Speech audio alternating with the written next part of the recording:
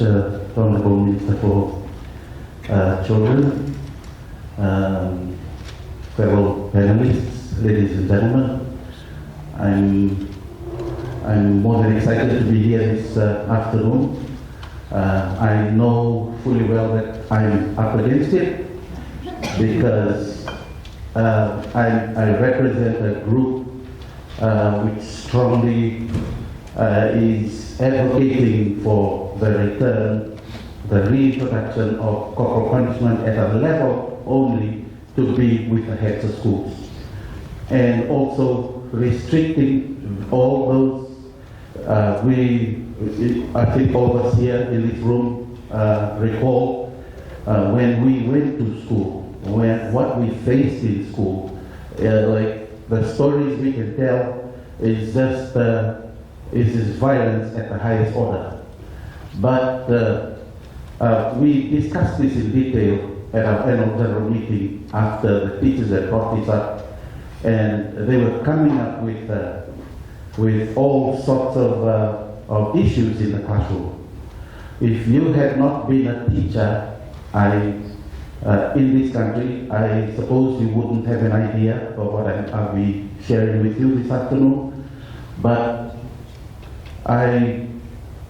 you may have heard all kinds of stories from teachers. It has gotten so bad that teachers are sworn at. The Fijian swears are quite intensive. They have a very negative note of how impactful it is in the lives of teachers. They get sworn at. They have had objects thrown at them. Female teachers are abused with verbal name calling, even hair pulling, and these are a very serious matter, as in the life of a teacher, he feels threatened in his classroom.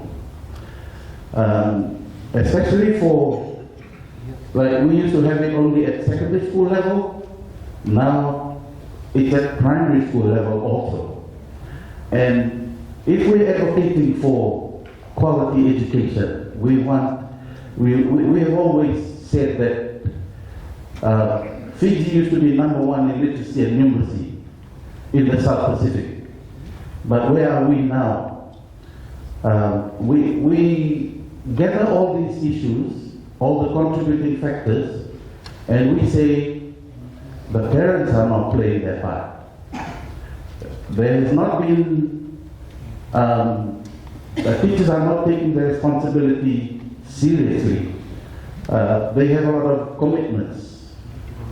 You name it, all different kinds. Matangali, Pikina, Yarusa, then there's a church obligations, and there's all different sorts of obligations. And then the children are left unattended in the home. So when children, like we refer to the Honorable Minister's quote in the Bible, as he said, you teach a child, and when he gets older, he will not stray away from it. But when parents neglect their roles, that's when we have students behaving like that in the classroom. Now, FTA is worried about our country. We are an indigenous group of people. And what we are observing at the moment is the majority of prisoners are Fijians, are indigenous Fijians. All these known criminals are indigenous Fijians. Now, we're trying to find out whether, when this Convention on the Rights of the Child was signed, was there any consultation done? Or the Fiji representative just went and signed? Was there any consultation done? We have done a consultation. We asked the Education Act Review Commission to do that for us. And we have data on that.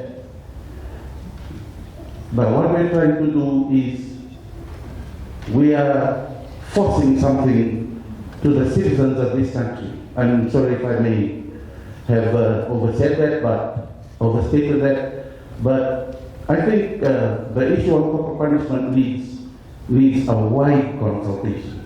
We need to hear the voice of the people. We need to get to the villages and find out whether they are supporting this Convention on the Rights of the Child. We may, because this is the reason, the teachers are suffering in the schools. It may not be as widespread as what we're talking about now, but there are issues where teachers have been their rights have been violated also, and we have, I think for a couple of years now, we have already submitted documents on why don't we have a document on the rights of teachers. So from the FTA Fijian Teachers Association point of view, this is what came out. I highlighted the roles of the parents, and I think we have said it every now and again, gone out there, spoken with the parents, emphasized their roles, where teachers go and visit these communities and talk to them about their roles, but then there seems to be something still wrong. We are supporting all the different kinds of what we call the strategies of how we go about counseling, speaking to children, counseling them, telling them this, telling them that, it's bad to do this, it's bad to do that. But when we think about the Constitution, the 2013 Constitution, if you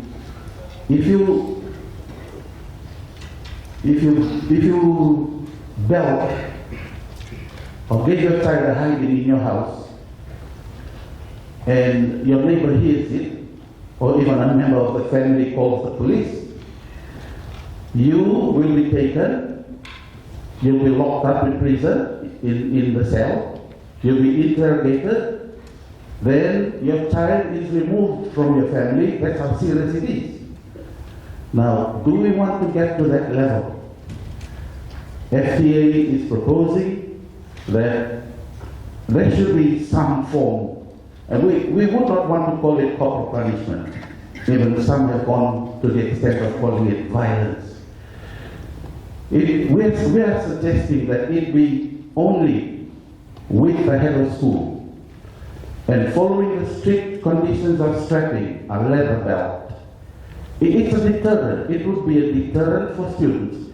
I'm a primary school teacher. I was a primary school teacher. If I lay a belt on my table, the students wouldn't make a noise. But when that belt disappears, oh, there's havoc in the classroom. I know there's been research, there's been studies, there's been lots of studies done on this, and the psychologists know or might think otherwise from our point of view, but what I said is, if we continue this way down the line, parents keep on neglecting their roles, we carry on with this counseling and everything else, what will happen to our country in 20 years? Do you think our country will get better? We need to teach the children, especially for us parents at home, and teachers, as the Honorable Minister said, are responsible for academic only, teaching academic in the classroom, the different subjects. I think I have taken too long. Mr. Moderator, thank you very much. Thank you.